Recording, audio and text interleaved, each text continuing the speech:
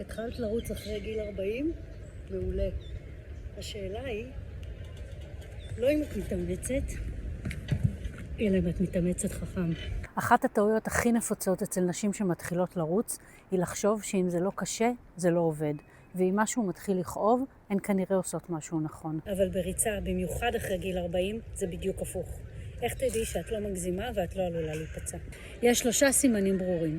איך את מרגישה בזמן ריצה, איך את מרגישה מיד אחריה, ואיך את מרגישה יומיים אחרי הריצה.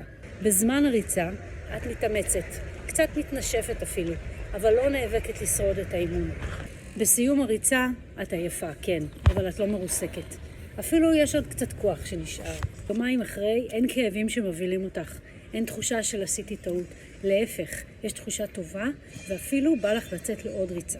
ואם משהו מהכללים האלה לא מתקיים, הבעיה היא לא בכושר שלך. הבעיה היא בהתאמה של האימון אלייך.